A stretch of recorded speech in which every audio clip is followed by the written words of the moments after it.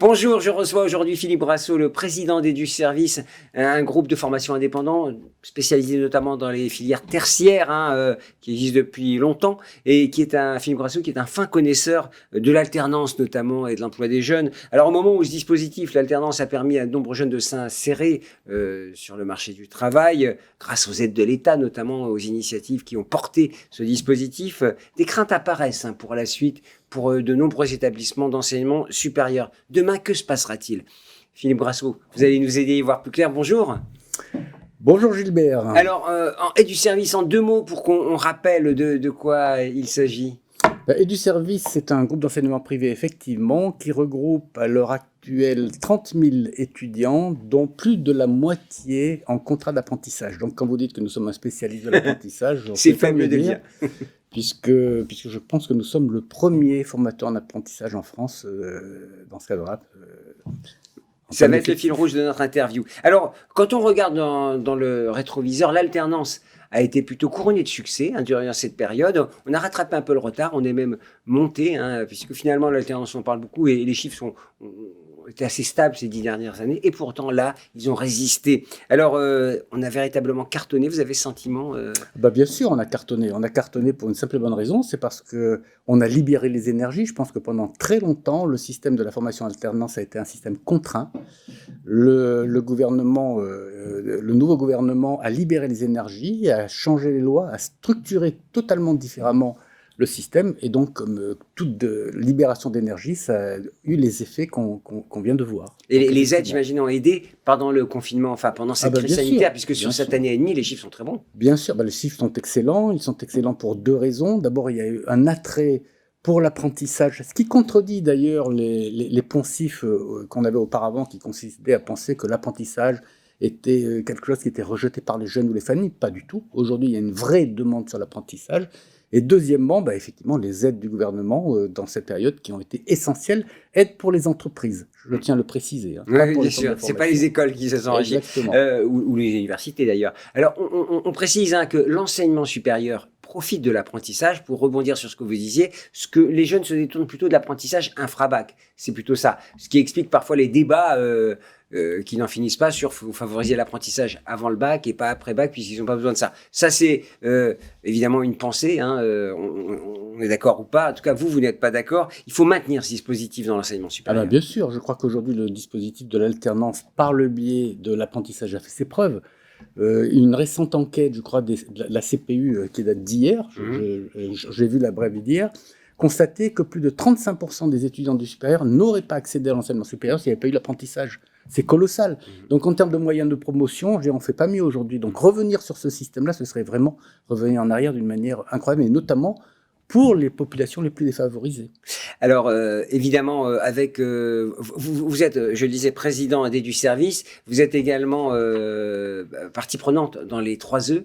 Les 3E, c'est un acronyme qui veut... Les entreprises éducatives pour l'emploi, dont je suis le président, qui regroupent les gros opérateurs de l'enseignement, qu'ils soient d'ailleurs de l'enseignement supérieur, qu'ils soient en initiale ou en alternance, les deux fonctions, dans le but d'apporter au gouvernement une réflexion, puisque nous sommes aujourd'hui les principaux opérateurs sur ce secteur-là, d'apporter au gouvernement et d'ailleurs à tout le monde, de manière générale, un débat sur le thème de l'alternance pour faire en sorte de le favoriser et pour apporter notre contribution à la résolution de ce problème. Le CESI, on trouve Galiléo. Alors, exactement, IGS, Galiléo, INSECU, voilà, j'en oublie, Eureka, Innov. Je sais que j'en oublie, je vais vexer quelqu'un. Alors quelle est votre crainte? Quelles sont vos craintes à vous, ces opérateurs de l'emploi? Notre crainte, il faut revenir sur un point essentiel. Je crois que, parce que ça explique nos craintes, le système aujourd'hui, la réussite du système d'apprentissage, c'est en réalité un long parcours, et qui a commencé en 1986 par les contrats de qualification. Pourquoi? Parce que c'est le premier contrat d'emploi éducatif, j'ai envie de dire, libéralisé, ouvert à tous. Derrière, il y a eu un deuxième élément fondamental qui a été la création de la RNCP, du répertoire national des certifications professionnelles, qui a instauré les qualifications, les certifications, la compétence comme étant un élément essentiel, un point pivot. Il faut remarquer aujourd'hui que c'est le point pivot de la réforme. Donc aujourd'hui, c'est cette succession d'événements qui a porté le succès de l'apprentissage. Et donc, dans ce cadre-là, bien évidemment, l'apprentissage doit être promu. Notre crainte, c'est quoi? C'est qu'on revienne, qu'on oublie le fil rouge de cette évolution, ce pourquoi ça a été construit, et notamment aujourd'hui avec la mise en place de France Compétences, qui est un petit peu le point d'orgue de cette réforme. Il faut continuer à réfléchir, à assurer la promotion et surtout à penser la politique de la certification. Et pas réduire les aides, c'est ça aussi quand même, il y a une partie parce que... Je crois que réduire les aides, c'est pas fondamental. En tous les cas, les maintenir ou pas, ce n'est pas quelque chose de fondamental. Dans le temps, ce qui prévaudra dans le temps, c'est est-ce qu'on aura mis en place une politique de qualité de certification ou pas. C'est surtout ça. Les aides, finalement, je veux dire, c'est très conjoncturel. Et on n'en demande pas plus que ça. Je ne crois pas que ce soit le sujet. Je pense que l'élément important, c'est qu'on ait une vraie politique de certification, une vraie politique aujourd'hui autour des compétences. Ce qu'est en train de faire et ce que fait France Compétences. Et je souhaite effectivement que ça continue dans ce sens-là. Donc c'est France Compétences le point d'orgue et des actions. Aujourd'hui, France Compétences et la certification professionnelle, donc la CMCP, la Commission de la certification professionnelle, qui sont les points essentiels aujourd'hui de la réforme. C'est eux qui assurent le financement des études. Oui, certification égale financement. Absolument. Si vous retirez les certifications, vous n'avez plus de financement. Donc, ça veut dire que vous asséchez le marché aujourd'hui. Donc, c'est fondamental. Et cette certification qui a été conduite par le passé, d'ailleurs toujours aujourd'hui, avec une vraie pensée, une vraie philosophie, qui a consisté finalement à faire monter le niveau de qualité de tous les opérateurs d'une manière extraordinaire, avec maintenant le point d'orgue qui est Calliope. Et vous remarquerez que Calliope ne fait peur à personne aujourd'hui sur le marché. Pourquoi ça ne fait peur à aucun opérateur? Parce qu'ils ont été rodés, ils ont été entraînés grâce à la politique de la CNCP. Donc on arrive aujourd'hui en France à un niveau de qualité des organismes de formation qui n'a jamais existé auparavant et qui est comparable à ce qu'on peut trouver dans les meilleurs pays européens à ce niveau-là. Donc vous ne voulez pas que la certification soit une occasion peut-être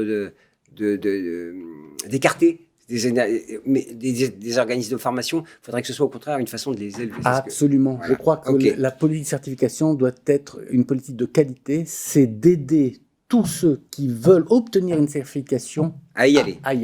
C'est essentiel. Alors un mot, au moment où l'INSEE annonce finalement des chiffres moins mauvais sur la situation économique, le placement des jeunes, on est toujours très soucieux de savoir où est-ce que vous en êtes, où est-ce qu'on en est. Alors aujourd'hui, au niveau des placements des jeunes, on n'a pas de problème. On a le maintien des primes aujourd'hui par l'État, donc maintien des primes aux entreprises, bien évidemment, pour l'embauche des jeunes. On a une forte appétence des jeunes pour l'apprentissage dès la sortie du bac, et ça c'est tout à fait particulier. Il faut quand même remarquer une chose, c'est que, et il faut y faire très attention, là je le dis pour tout le monde, l'apprentissage n'est pas quelque chose d'obligatoire, c'est pas un droit définitif. L'apprentissage, c'est un parcours qui est difficile, c'est un parcours qui demande un élément fondamental, exigeant, qui demande d'avoir un employeur, donc il faut rentrer dans une entreprise. C'est pas comme quand vous rentrez dans une école pour vous inscrire. Il n'y a pas de droit obligatoire à réussir l'apprentissage. Donc il faut s'y préparer.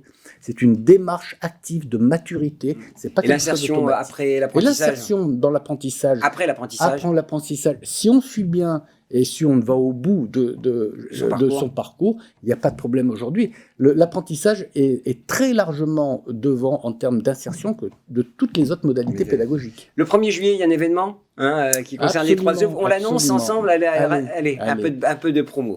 Absolument. Donc on organise le 1er juillet une conférence, donc 3 œuvres, à la Maison de la Chimie à Paris, le 1er juillet, et qui va autour du thème quoi après l'apprentissage, et justement comment est-ce qu'on développe l'emploi et comment se préparer effectivement à la politique de l'emploi des jeunes. Après le Covid, alors je vous donne le titre exact. Après le Covid, comment gagner la bataille de l'emploi des jeunes? Absolument. Voilà, il y aura plein d'experts et de représentants. On y sera, bien entendu. Merci beaucoup, Philippe Brasseau. Merci, Gilbert. Et à très bientôt. Merci à l'ICP, à l'école de journalisme qui nous accueille dans ce superbe studio. Merci beaucoup, à très bientôt.